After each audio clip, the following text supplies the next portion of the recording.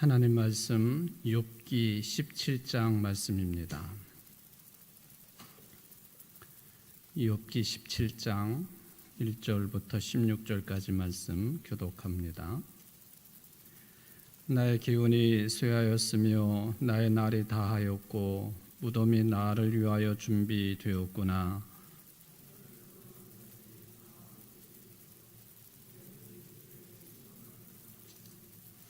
청하건대 나에게 담보물을 주소서. 나의 손을 잡아 줄 자가 누구리이까?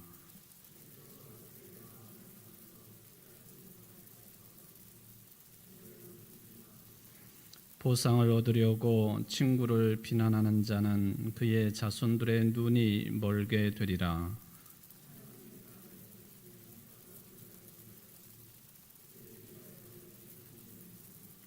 내 눈은 근심 때문에 어두워지고 나의 온 지체는 그림자 같구나.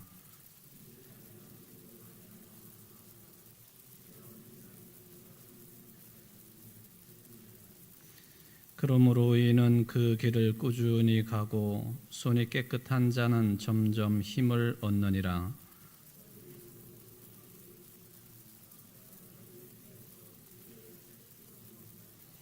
나의 날이 지나갔고 내 계획, 내 마음의 소원이 다 끊어졌구나.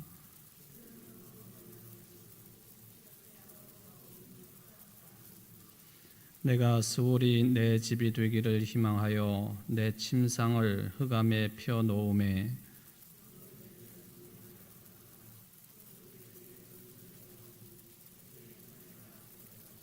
나의 희망이 어디 있으며 나의 희망을 누가 보겠느냐?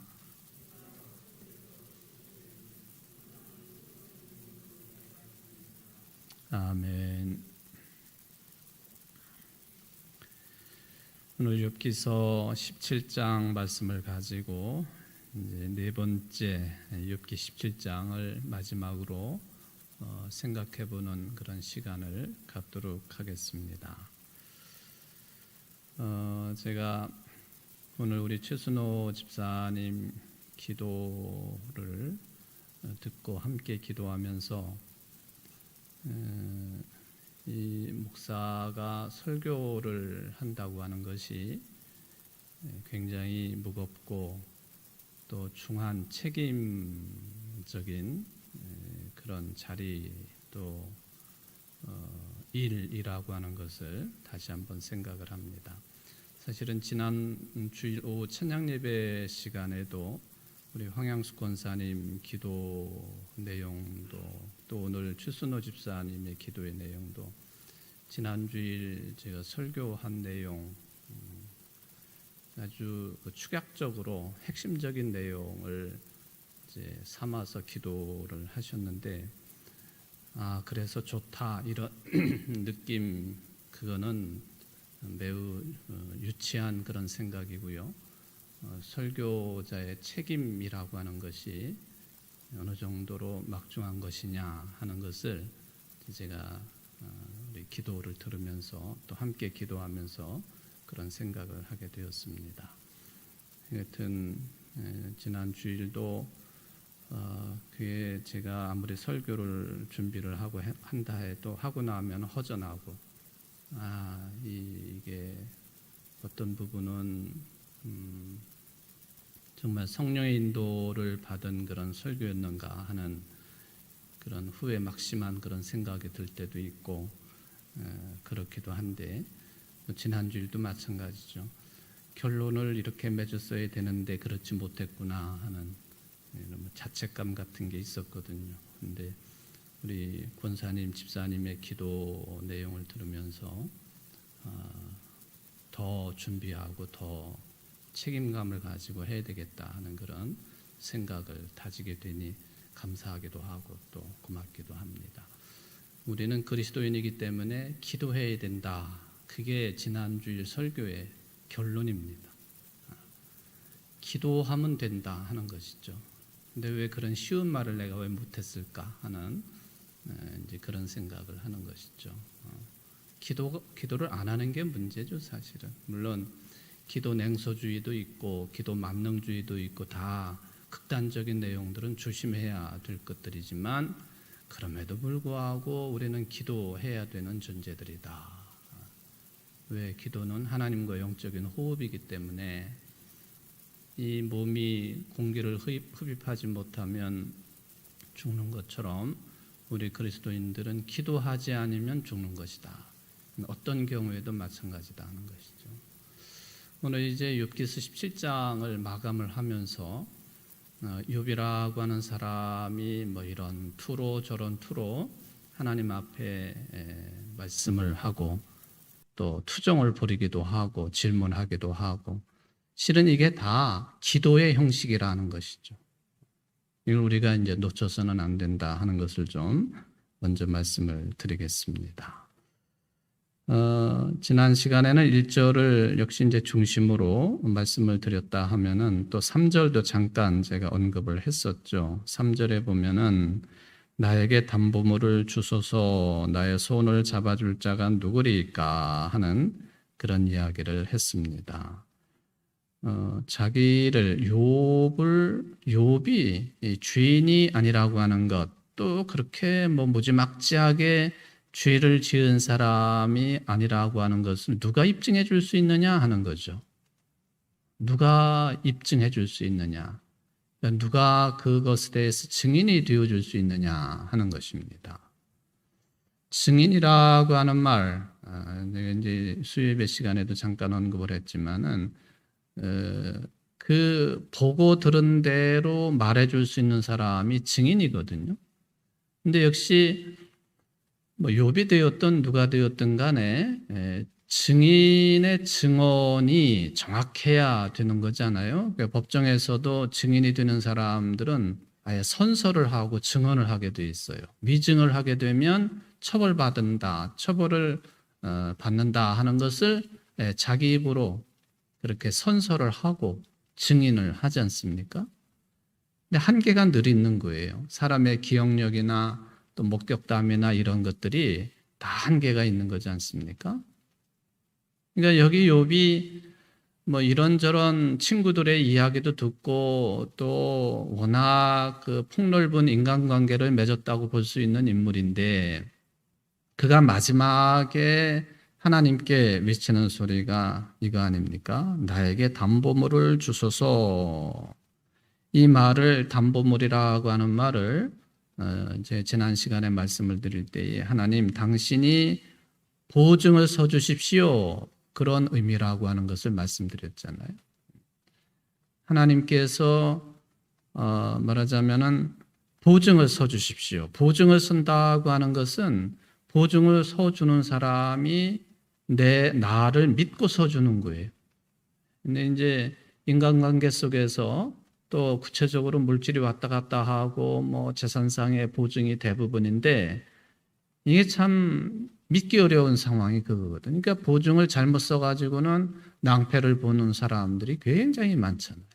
뭐 지금도 많을 거예요. 보증을 서주는 사람들은 대부분이 선한 마음을 가지고 잘 되기를 바라고 상대방을 위해서 보증을 서준단 말이죠. 그런데 상대방이 자의적으로 그랬던, 어쩔 수 없는 형편 때문에 그랬던 사람이 거짓말을 하는 게 아니라 돈 문제가 잘 해결되지 않아가지고 이 문제를 제대로 해결하지 못해서 보증 서준 사람이 어느 경우에는 죽을 때까지 고생을 하게 만드는, 그래서 이런 거에 예민한 분들은 절대로 보증을 서지 않는다, 뭐 그런 이야기들을 우리가 주변에서 많이 보는데, 욥은 하나님에게 보증을 서달라고 요청을 하는 거예요. 나를 믿고, 제발 나를 믿고 보증을 서 주십시오. 담보물이 돼 달라고, 담보물을 달라고 하는 것이 이제 그런 그 내용이 되는 것이죠.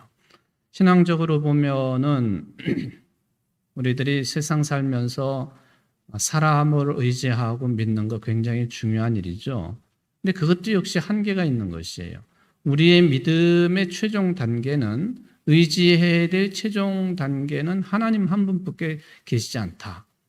어쩌면은 욥의 이 이야기를 통해서도 우리가 그것을 좀 이렇게 캐치를 해내야 되는 것이라고 볼 수가 있겠습니다.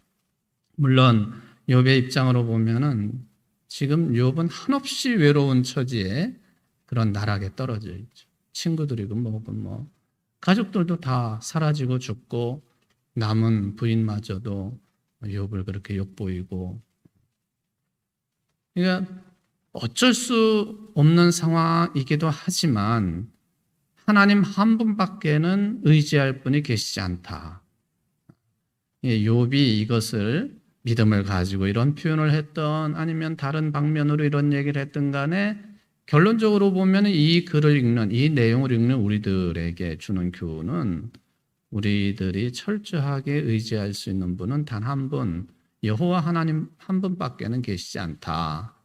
그걸 교훈해 주는 말씀이라고 그렇게 볼 수가 있겠습니다. 불행한 사태, 또 너무나도 외롭고 힘든 상태, 아주 가깝게 지냈던 주변 사람들로부터 인정을 받지 못하는 참 견딜 수 없는 그런 상태에 빠져 있는 욥이 그래도 이가 신앙인이라고 우리가 이야기할 수 있는 것은 끝끝내 하나님을 찾고 있다 하는 것이죠. 끝끝내 하나님을 찾고 있다. 그게 막다른 골목에서 그렇게 됐다. 그거 좀 야비한 거 아니냐. 처음부터 그러지. 뭐 이렇게도 말할 수 있는데, 여러분 마지막에라도 하나님을 절대적으로 의지할 수 있는 믿음이 솟아났다고 하는 건 참 감사한 일이죠. 끝끝내 이러지 못하고 세상을 하직하는 사람들이 많기 때문에 끝끝내 이러한 관계성을 회복하지 못하고 세상을 그냥 자기 멋대로 살아가는 사람들이 많은 상황 속에서 비록 철저하게 따돌림 당한 상태고 외롭고 힘들고 아주 상황이 무지막지한 그런 상황에 닥쳐서 욥이 하나님이 당신께서 나에게 보증이 되 주십시오. 담보물을 주십시오 하는 이 말씀은 그런 차원에서 의미 있다 그렇게 보여집니다. 물론 세상 살면서 인간관계가 막다른 그런 순간에 다다를 수가 있습니다. 좀 더 쉽게 표현을 하면은 아이들이 학교 생활을 하다가 모든 친구들로부터 우리식으로 말하면 따돌림, 왕따를 당하는 경우가 있죠. 우리 어른들이 볼 때는 그거 그럴 때 이렇게 하고 저럴 때 저렇게 하고 하면 될 건데 왜 그거를 힘들어하느냐 하지만은 그 순간 그 당시에 그 아이는 그게 전부예요. 내가 모든 친구들로부터 따돌림을 당했다. 왕따를 당했다. 그 이후 여하를 막론하고 그 나타난 현상이 그렇게 된 거죠. 그거는 차라리 죽는 것이 나은 것이죠. 본인들도 그런 생각을 할 겁니다. 차라리 내가 죽는 게 낫지. 그러니까 이 왕따 이 현상을 견디지 못하고 참 막다른 선택을 하는 우리 어린 학생들을 우리가 지켜볼 수밖에 없다고 하는 것이 우리 사회의 부조리이고 또 우리 가정에서 양육받고 있는 우리 자녀들이 집안에서는 안 그런 것 같은데 학교에 가서는 정말 어떻게 생활을 하고 있는지 피해자로서의 삶을 살고 있는 건 아닌지 아니면은 그 반대로 가해자로 살고 있는 것은 아닌지 일일이 쫓아다니면서 확인할 수 있는 것도 아니고요. 일본 같은 경우에는 1950년대 초부터 학교 내에 또는 뭐 일반 사회도 마찬가지 특히 그 어린 학생들이 다니고 있는 학교 내에서 이런 문제가 발생을 해서 대사회적인 문제까지 확대가 된 소위 말하면 이지메 현상이라고 하는 그 현상이 있죠. 뭐 일본 말이긴 하지만 이지메. 그러니까 이지메를 당한다라고 하는 것은 우리식으로 말하면 왕따를 당하는. 이거는 당사자들에게는 참 죽는 거나 똑같은 그런 현상이라고 하는 것을 생각을 해볼 수가 있겠죠. 인간관계 속에서 가장 힘든 상황이라고 언급이 되어질 수가 있겠습니다. 나보다 좀 연약한 사람을 집중적으로 육체적이나 정신적으로 괴롭히는 일. 이게 이제 이지매거든요. 이지매. 이것은 없어져야 될 현상이죠. 강자에게는 한없이 약하고 약자에게는 한없이 강한 그런 모습을 가지고 있는 그거는 아주 못된 사회적인 현상이지요. 지금 어쩌면 욥이라고 하는 사람의 처지가 그렇다라고 말할 수 있습니다. 또 욥이 신앙인이라고 하는 것 좀 전에 말씀을 드린 것처럼 이제 하나님을 끝끝내 찾고 있다라고 하는 그런 이야기가 되겠습니다. 당신만이 나의 보증이십니다.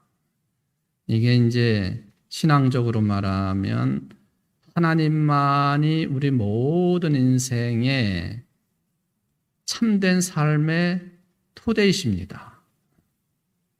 당신만이 믿을 만한 분이십니다. 당신만의 관계 속에서 구원의 문은 열리는 것입니다. 이 생각이 욥을 사로잡았다. 어쩔 수 없어서 그런 말을 했다 할지라도 여기에는 이런 신앙적인 핵심이 들어있다라고 하는 것을 말씀을 드릴 수가 있겠습니다. 이런 내용들을 이제 신약 성경을 통해서 찾게 되면 특히 이제 사도 바울의 말씀 가운데 집중적으로 거론이 되고 있어요. 가장 핵심적인 책은 로마서입니다. 그리고 같이 나란히 놓고 볼 수 있는 내용의 책이 갈라디아서가 그렇고요. 물론 이제 복음서 내용 중에서도 얼마든지 찾을 수 있는 그런 주제라고 볼 수가 있겠습니다. 뭐냐면은 하나님으로부터 의롭다고 인정을 받을 수 있는 그 조건이 뭐냐 하는 것이죠. 하나님으로부터 의롭다고 인정을 받는다. 이게 소위 말하면 예수님의 말씀을 근거로 해서 사도 바울이 특히 이방인들을 위한 사도로서의 삶을 살아갈 때에 이방인들에게 위로의 말씀으로 또 진리의 말씀으로 또 신앙의 소중함을 언급을 할 때에 선포한 내용이죠. 하나님으로부터 의롭다고 인정받는 것. 이거에 대한 언급이 로마서 갈라디아서에 집중적으로 나와 있다라고 하는 그 내용입니다. 자, 우리 모든 인간들은 아무리 많은 것을 소유하고 있어도 그리고 대단한 지위를 누리고 있어도 그리고 사람들로부터 무한대의 어떤 존경을 받고 있어도 그는 다 쓰러지고 사라질 것들이죠. 때가 되면 즉 유한한 내용들이다 하는 것이죠. 유는 좀 전에 말씀을 드린 것처럼 우리의 참된 삶의 토대가 되시는 우리에게 생명을 주신 생명의 주인이 되시고 생명 그 자체가 되시는 하나님의 인정을 받아야 되는데 즉 하나님께로부터 의롭다고 인정을 받아야 되는데 그게 이제 핵심적인 내용이라는 것이죠. 이 욥기를 통해서 우리가 이런 신약에서 정리된 내용들의 개념들을 찾아낼 수 있겠다. 그래서 욥기는 구약성서 중에서도 복음의 내용을 많이 담고 있다라고 평가를 하는 이유가 되겠습니다. 신약에서는 그것을 복음이라고 우리가 부르죠. 기쁜 소식, 복된 소식. 그래서 여기 보증을 서달라라고 하는 이 말씀은 하나님으로부터 의롭다고 인정을 받는 그것과 같은 의미로 놓고 볼 수 있습니다. 보증을 선 것 좀 전에 제가 말씀을 드렸잖아요. 나를 믿고 보증을 서주는 거 아니에요? 나를 인정을 하고 물론 보증 설 때 억지로 상대방이 하도 그냥 때를 쓰고 어느 때는 막 위협도 하고 그러니까 보증을 서는 경우도 있겠지만은 나를 믿고 해주는 거죠, 그게. 하나님으로부터 의롭다고 칭함을 받는 것도 같은 개념이다. 우리가 흔히 이제 신앙적인 용어이지만 칭의라고 하는 용어를 사용하죠. 칭의. 의롭다 또는 의롭다고 의롭게 된다 그런 뜻이 이제 가장 쉽게 접근이 되겠습니다. 이 justification이라고 하는 이 칭의, 제가 몇 년 전에 주일날 설교 제목을 잡을 때에 이것은 이제 한문으로 설교 제목을 잡은 적이 있었죠. 이신칭의, 칭의, 이신 믿음으로 의롭다함을 얻는다 하는 그런 개념 아닙니까? 칭의, 의롭게 된다 하는 것이죠. 의롭게 된다. 하나님께서 우리를 의롭다고 선언하시고 인정해 주는 것, 그 개념이 되겠습니다. 이게 대단한 대응이죠. 바로 종교개혁의 첫째 주자인 마르틴 루터가 로마서 1장 말씀을 읽으면서 이걸 깨달은 거죠. 아무리 고행을 하고 또 애써 노력을 기울이고 해도 얻지 못했던 구원의 은총, 이 무엇을 통해서 되는 것이냐 할 때에 로마서 1장 17장을 통해 가지고 이신칭의를 발견한 것이죠. 그 이전에도 그 내용을 수시로 읽었고 또 마르틴 루터 같은 경우는 비텐베르크 대학에서 이 성경 강해를 많이 했잖아요. 로마서도 시편도 했고 갈라디아서도 마찬가지고 수시로 수백 번 수천 번도 더 넣었을 이 말씀이 그 순간에 번개처럼 마르틴 루터의 영혼을 때린 거죠. 그때에 마르틴 루터가 높은 탑 위에서 기도를 하고 성경을 연구하고 또 영적인 그런 고민을 가지고 그렇게 씨름을 하고 있을 때 이 말씀이 그의 영혼을 탁 때린 거예요. 그때 느낌을 마르틴 루터가 기록해 놓기를 천국문이 열리는 것 같았다. 천국문이 열렸다. 얼마나 이 문제를 가지고 씨름했어요, 마르틴 루터가. 잘 아시는 거지만은 로마에 가면은 성지순례 하시는 분들이 꼭 방문하는 곳이 있는데 루터가 그 무릎으로 한 계단 한 계단 기어 올라갔던 그 계단이 있어요. 이렇게 하면은 내가 하나님으로부터 의롭다고 인정받을 수 있겠는가? 그거죠.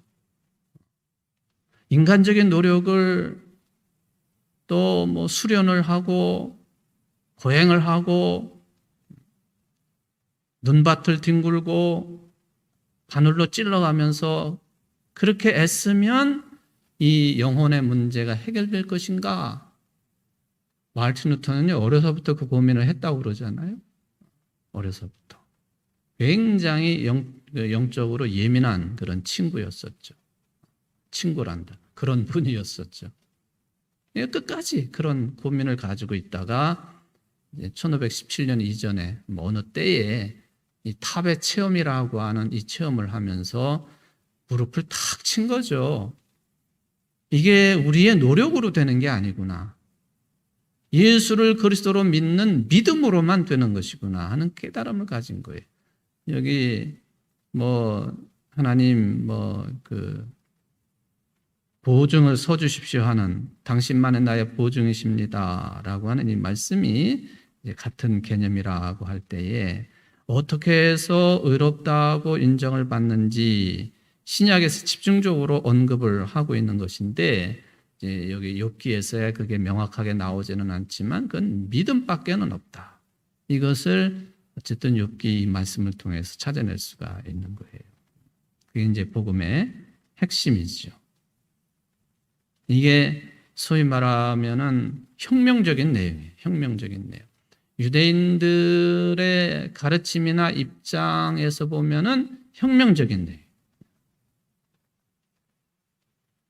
우리는 이거에 대한 깊은 차원에 들어서지 못하니까 늘 듣는 이야기고 접하는 소리이고 그저 그런가 보다 그렇게 생각할 수 있겠지만은 믿음으로만 의롭다고 인정을 받는다 하는 이 말씀은 정말로 말틴 루터에게도 천국문이 열리는 체험이었지만 오늘날 우리들에게도 혁명적인 거다 하는 것을 말씀을 드릴 수가 있겠습니다. 믿음을 통해서만 가능하다. 믿음이 참될 때만 그것을 전제로 해서 이루어질 수 있는 일이다.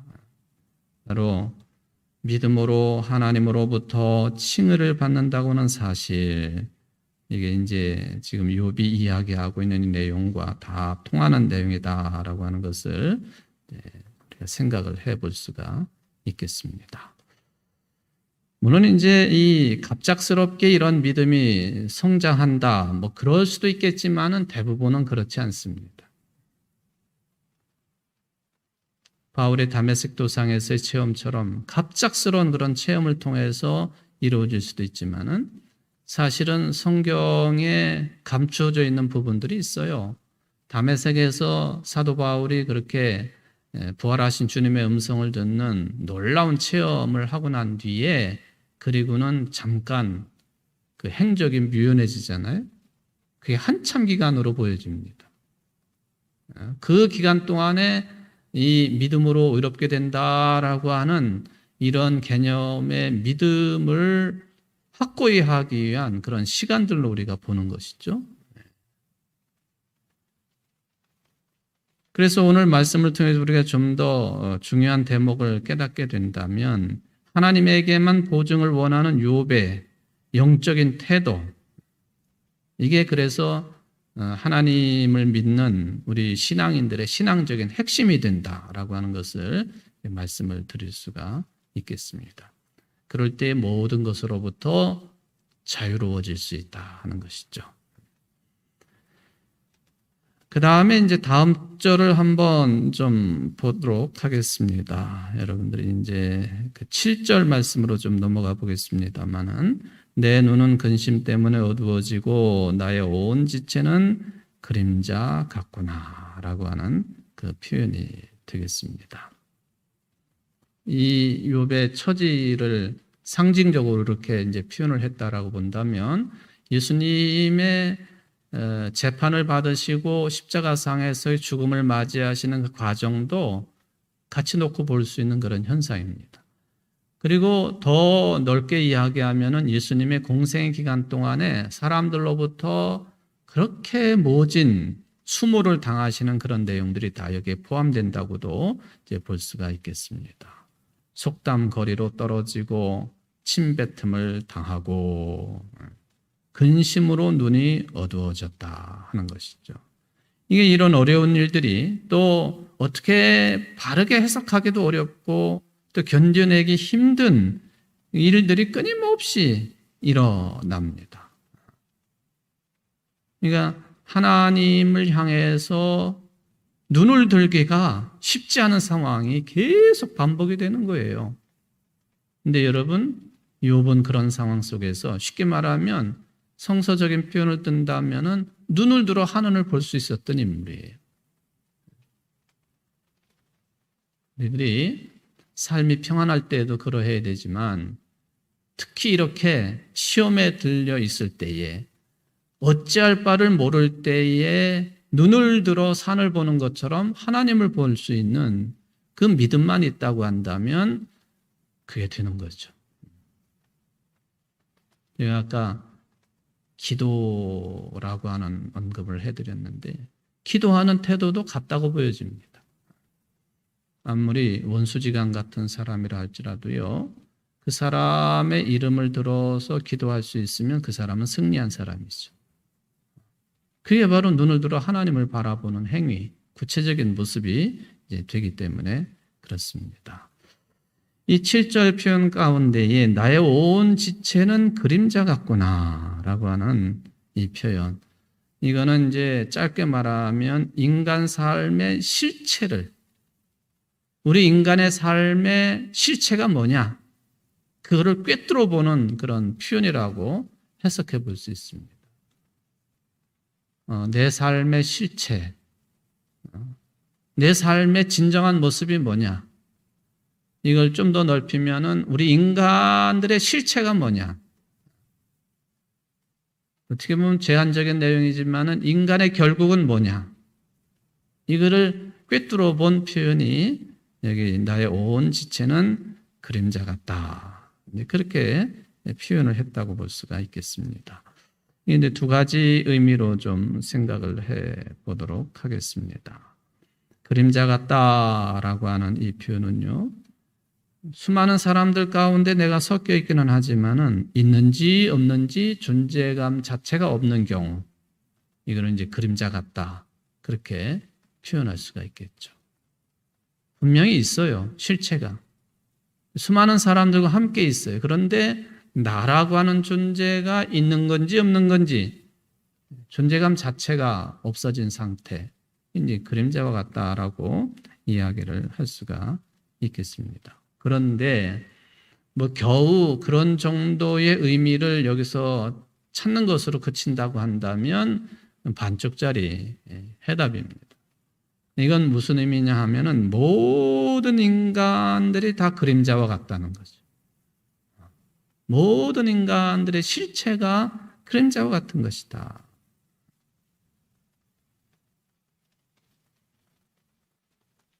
이게 시간이 지나가면 사라지게 되어 있는 것이고, 아무리 유명한 사람이라도 잊혀지게 되어 있는 것이고, 더군다나 까마득한 세월이 흐르다 보면은 더더욱이 그럴 수밖에 없는 것이고, 그러니까 존재감이 전혀 없어서 그림자 같다고 하는 것이 인간의 실체다라고 하는 거죠.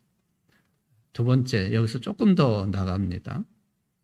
우리 인간들은 언젠가는 다 없을 무자를 써가지고 우리 인간들은 언젠가는 다 없어질 존재라고 하는 개념도 그림자라고 하는 이 속에는 들어있다라고 하는 거예요. 그림자 같다.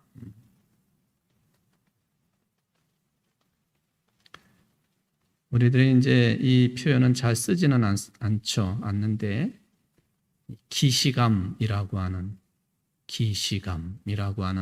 그런 단어가 있죠.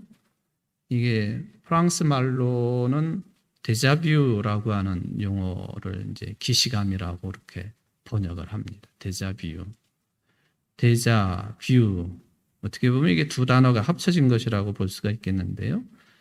데자 하면은 이미 본 것, 뷰 그러면 당신 뭐 그런 뜻이죠. 이게 이제 데자뷰라고 하는 말이죠. 처음 보는 대상이고 처음 보는 현상인데 언젠가 내가 봤던 것 같고 그리고 만났던 것 같고 이걸 갖다 기시감이라고 그래요. 데자뷰라고 그러고요. 그런데 처음 보는 거예요. 처음 만나는 거예요. 이게 이제 뇌가 작동의 오류를 일으켜가지고 이런 현상이 온다고 그러죠. 뭐 그거는 복잡한 이야기니까. 기억이라고 하는 이 그 삶의 어떤 내용 있지 않습니까? 여러분들이 이제 기억하고 살고 있는데 또 예수님께서도 성만찬을 제정하시면서 기억이라고 하는 용어를 사용을 하셨는데요. 저는 워낙 기억력이 제로인 사람이라서 자랑할 것이 하나도 없고 드러낼 것이 하나도 없어요. 유난히 기억력이 좋은 분들이 계시잖아요. 그래도 원숭이도 나무에서 떨어질 때가 있는 거죠. 기억력이 나쁜 사람이 아예 나는 기억력이 좋지 않은 사람이니까 뭐 굳이 우길 필요도 없고 그걸 강하게 내세울 것도 없는 거지만 기억력이 좋은 사람들은 이게 그런 경우가 있을 수 있습니다. 기시감, 데자뷰라고 하는 용어를 사용할 때가 있다 하는 것이죠.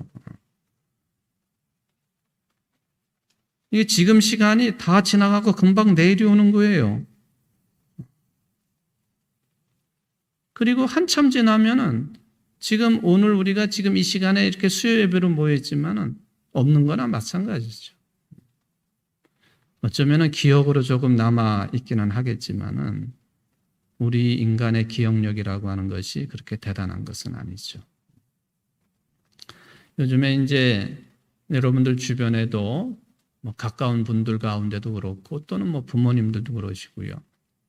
노인성 치매 때문에 고통을 당하시는 분들이 굉장히 많죠. 근데 이걸 뒤집어서 이야기하면요. 치매 증상이 있는 분들은 힘들 게 하나도 없는 거예요, 사실은. 그렇죠? 아무것도 기억이 안 나. 내 자식도 누군지 구별이 안 돼. 힘든 거는 상대죠, 사실은. 자식들이 힘든 것이고 주변에 있는 사람들이 힘든 것이고.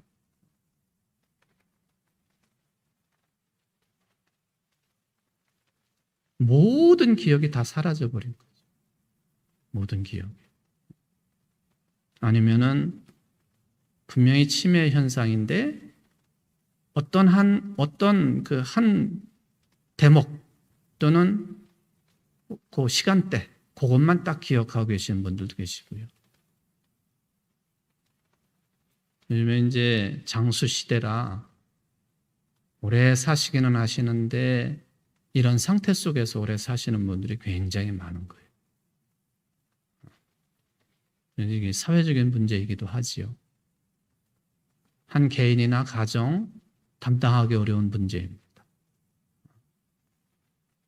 이것은 국가적인 차원에서 방안이 마련되어야 되고 또 대책이 세워져야 되는 그런 현상이기도 하지요. 이전보다는 이런 분들을 위한 그런 기관이나 시설들이 많이 생겨서 그런 한 가정이 고스란히 짊어져야 될 그런 짐들을 분산시키는 그런 경우이기는 하지만 여전히 이제 재정적인 압박감은 이제 가지고 있는 것 아닙니까? 국가가 이런 부분들은 이제 책임져야 된다 하는 그런 생각을 개인적으로 해봅니다. 그런 차원에서 보면 우리가 지금 하고 있는 이 모든 것이 그림자를 잡는 것과 같다. 또 그런 생각이 들 때가 많다는 것이죠. 우리가 없을 묻자 무가 된다라고 하는 것은 사실입니다. 그러므로 욥이 그림자와 같다라고 하는 이 한탄은요, 욥의 한탄으로 그치지 아니하고 우리 모든 인생들의 운명을 언급한 거예요. 그러니까 성서에 들어와 있는 거예요, 이게.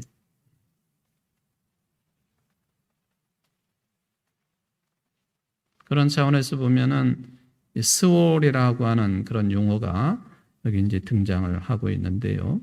여러분들 13절에도 나와 있죠. 내가 스월이 내 집이 되기를 희망하여라고 하는 그런 표현을 사용을 하고 있죠. 스월.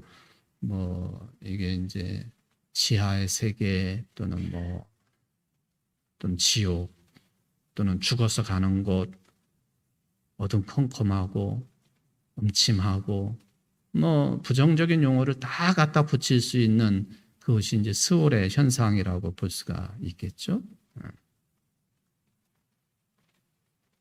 우리는 흔히 이제 음부라고도 그렇게 번역을 하고 있는데 스월이에요, 스월. 자, 스월이라고 하는 이 단어하고 우리는 결국에는 무 상태로 돌아간다.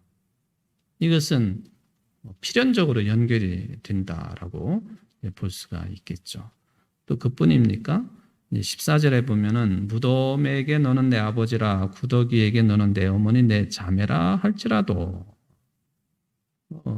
다 나란히 놓고 이제 해석할 수 있는 그런 내용들이 되겠습니다. 여기 이제 그림자처럼 된다. 그림자와 같다. 우리 모두의 사실은 미래는 무로 돌아간다. 무로 돌아간다. 물론 이제 뒷부분에 정리는 하겠지만요. 유대인들이 가지고 있는 그런 신앙 사상이었습니다. 왜? 저들에게는 부활 신앙이 아직 없었기 때문에. 육체의 죽음이 오면은 그대로 다 무로 돌아가는 것으로 받아들인 거예요. 죽은 육신에 대한 이 14절의 표현도 마찬가지라고 볼 수가 있겠습니다. 아주 사실적인 표현을 한 거예요. 그 옛날 유대인들도 사람이 죽으면은 죽으면 움직일 수 없는 그 시체, 시신이 되죠. 조금 지나면은 그게 이제 제가 구체적으로 말씀을 안 드릴게요. 우리의 몸이 죽으면은 그게 어떤 변화를 일으키느냐, 그건 다 아는 것 아니에요? 그걸 여기 이제 14절에 그렇게 표현을 한 거죠.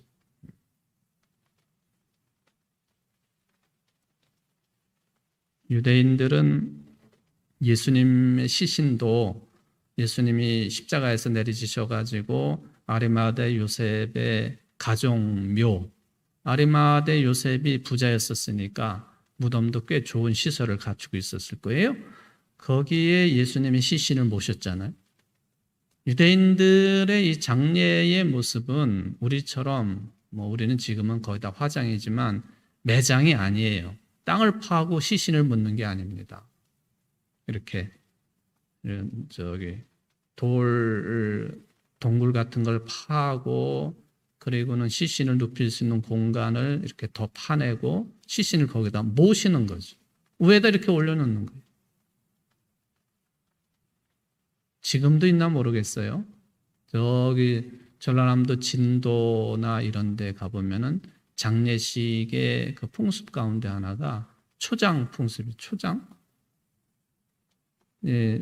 돌아가시면 그 육신을 땅에다 매장하는 게 아니고 일단 모시고 그리고는 거기다 풀을 잔뜩 올려놓는 풀을. 소위 말하면 육탈 과정을 기다리는 거죠. 육탈. 우리 몸에 살덩어리가 다 떨어져 나가기를. 그러면 뭐가 남아요? 뼈만 남죠. 그럼 그 뼈를 모셔서 항아리에 넣던지 해가지고 보관을 하든지 아니면은 그거를 어디 동굴 속에 넣거나 아니면은 그걸 가지고 매장 풍습으로 가든지 그렇게 하는 거죠. 아마 지금도 진도 지방 이런 데 가보면은 깊숙한 곳에는 그렇게 하리라고 생각이 되어집니다. 유대인들의 장례 풍습도 마찬가지였어요. 그렇게 해가지고 육탈 과정을 거치는 거예요. 그러고는 뼈만 다 이렇게 다시 추려가지고 이제 다른 그 다음에 처리를 하는 거죠. 이런 장례 풍습을 가지고 있는 지역이 세계에 굉장히 많아요. 굉장히 많습니다. 우리는 그런 모습을 굉장히 끔찍스럽게 생각을 하잖아요. 그 변화가 별 변화가 다 일어나니까 이거를 다 고스란히 볼 수 있는 거죠. 그러니 여러분들 그 로마에 있는 카타콤 같은데 집단 공동묘지 지하에 파고 들어가 있는 공동묘지가 다 그런 형식 아니에요? 옛날에 초대교회 그리스도인들이 박해를 피해가지고 그런 카타콤에 들어가가지고 예배를 드린 것 아니에요? 예배 드리고 성만찬을 나누고. 한번 상상을 해보십시오. 그 환경이 어떠했을까? 그럴 수밖에 없는 거예요. 드러나면 죽으니까 죽음과 가까이 가 있는 그런 모습을 보는 거죠. 그러니까 여기 고대 유대인들은 천국이라고 하는 개념 가까이 가지를 못했어요. 그냥 단순하게 죽으면 다 스올에 빠진다고 생각을 한 거예요. 여기 오늘 14절에 이제 그런 표현이 그래서 모든 인간들은 다 그렇게 된다는 거죠. 그러나 이제 우리가 신앙적으로 생각해 보면 스올이라고 하는 그런 상태에 우리가 들어간다. 우리의 몸이 죽어가지고 스올 상태로 들어간다. 기억이라고 하는 것도 다 말할 수 없는 그런 상태로 들어가는 거예요. 기억이고 뭐고 다 아무것도 없는 거죠. 이게 무 상태로 들어간다. 그림자와 같다라고 하는 그런 개념이 이런 개념으로 다가오는 것이다라고 볼 수 있어요. 근데 이제 마지막으로 하나 더 정리를 해본다면은 욥이 지금 너무 힘드니까 그림자 상태, 없을 무자, 무의 상태로 스올로 들어가기를 원한다 하는 거예요, 지금. 그런 개념이 여기 들어 있습니다. 얼마나 힘들고 괴로우면 그랬겠어요. 얼마나 힘들고 괴로우면. 그러니까 얼마나 힘들고 괴로우면 그걸 못 이겨가지고 자기 목숨을 끊겠습니까? 근데 욥은 그렇게 하지 않습니다. 마지막 순간에 하나님을 찾는 거죠. 그 이전에도 물론 욥은 매우 경건한 사람이었었어요. 이렇게 힘들고 어려울 때에 하나님밖에는 의지할 분이 계시지 않다 하는 것이 욥의 신앙관에서 우리가 찾아낼 수 있는 아주 중요한 내용이라는 거예요. 차라리 내가 스올에 가면은 영혼의 쉼도 없고 뭐 기억도 다 사라져 버리고 아무것도 없는 그림자와 같은 상태가 될 수도 있겠지만은 지금 이렇게 살아 있어 가지고 이렇게 극한적인 어려움을 겪느니 스올로 내려가는 것이 낫겠다. 뭐 그런 이야기죠. 그럼에도 불구하고 그 다음 내용을 보면요. 13절 다음에 또 14절 다음에 나의 희망이 어디 있으면 나의 희망을 누가 보겠느냐. 우리가 흙 속에서 쉴 때에는 희망이 스올의 문으로 내려갈 뿐이니라. 굉장히 제한적인 내용이에요. 반복적으로 말씀을 드리지만은 욥도 역시 유대인이라. 그리고 그때 수준의 희망에 관한 내용은 그 정도라 하는 거죠. 우리는 이것을 벌써 넘어선 사람들이잖아요. 넘어선 사람들이에요. 우리의 희망은 뭐예요? 죽음 그 자체가 아니거든요. 우리의 희망은 죽음을 넘어선 부활의 삶이에요. 부활의 삶이라고 하는 것은 영원히 사는 거예요. 하나님과 함께. 그러니까 욥처럼 설령 힘든 일을 맞이한다 할지라도 걱정할 게 없다. 우리의 희망은 단단한 것이고 영원한 것이다. 흔들림이 없는 것이다. 여러분 모두가 그런 희망의 믿음의 사람들 되시기를 주의 이름으로 축원을 드립니다. 고마우신 하나님 아버지 감사를 드립니다. 오늘로 욥기서 17장 말씀 네 번째 내용을 다 끝냈습니다. 잠시 동안 끝낸 것입니다만은 오늘 27장 내용 일부분을 통하여서 우리 인생의 정체성이 뭔지 그리고 실체가 뭔지 이거에 대해서 수천 년 전에 욥이 이야기했던 내용들, 하나님 앞에 기도했던 내용들을 통해서 일부분을 깨닫습니다. 우리는 이 단계를 넘어선 사람들입니다. 아무리 절망적이라 할지라도 또 죽을 것 같은 그런 상황이라 할지라도 하나님이 계시고 또 예수를 그리스도로 믿는 믿음 가운데에서 전능하신 하나님으로부터 의롭다고 인정을 받고 구원을 받고 영생의 삶으로 들어간 사람들이 오매 주님 아무리 힘든 일이 있다 할지라도 절망하지 않게 하시고 그리스도 안에서 희망을 품고 열심히 살아갈 수 있는 오늘 모인 모든 성도들의 삶이 될 수 있도록 축복하여 주옵소서. 예수님의 이름으로 간절히 기도하옵나이다. 아멘.